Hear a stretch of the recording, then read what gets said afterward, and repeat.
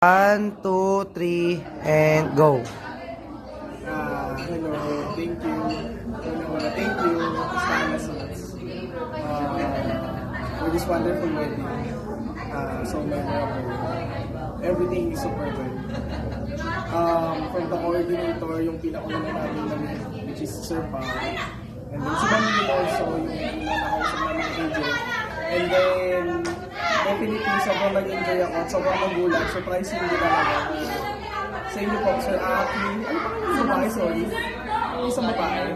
Ma'am Jen po. Si Ma'am Jen, tsaka si Ma'am Sis. Unang-una kay Sir Aki, sobrang helpful, sobrang thoughtful din, sobrang friendly.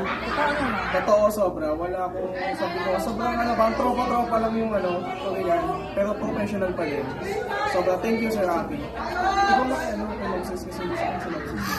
Si Ma'am Sis, super naka-help talaga sa akin. Tsaka ang daan lang niya kasama. Super. Kaya talaga nag-enjoy talaga kami.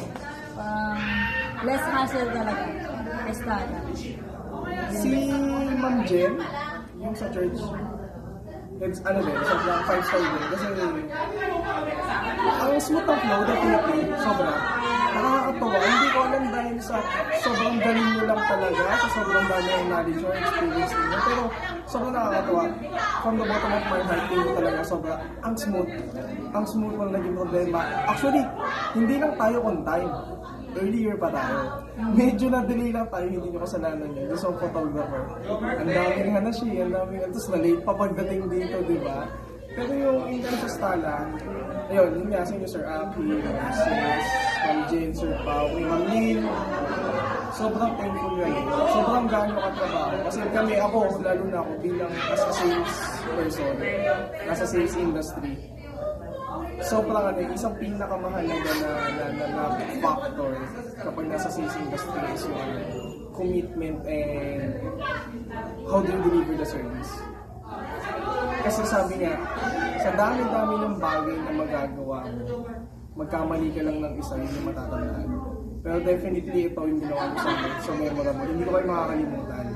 As in, kaya ako sa akin lang sa inyo, kapag may need kayo, lalo na sa part ng bangko, kung gusto yung credit card, sa akin kayo nga po, parang bahala sa inyo. Pero yun nga, overall, sobrang thankful, sobrang as in. Actually, to be honest, ang dami namin the bad reviews here.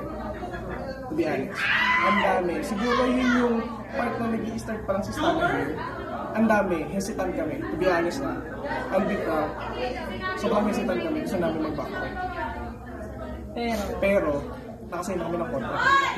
So we can do everything about that.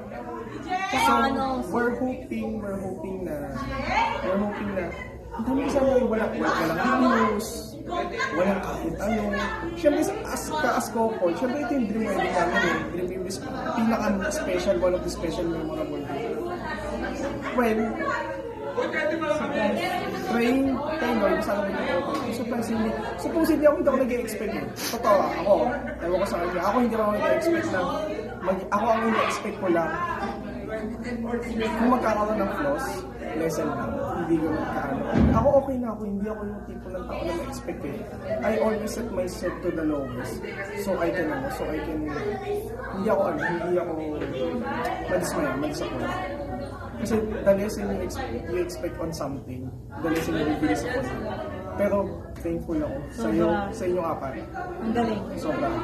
As in, from the bottom of my heart, I can show you, I can genuinely say, sana sa mga susunod, sana sa mga susunod kung tatanungin nyo kung mga hindi sila nag-review sa akin, I will personally and recommend kayo.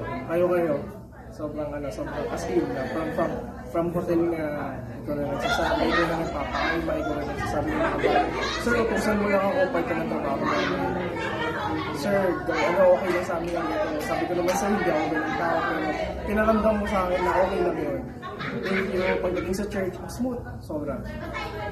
Pagdating dito, wala, hindi ko kami tinitawag.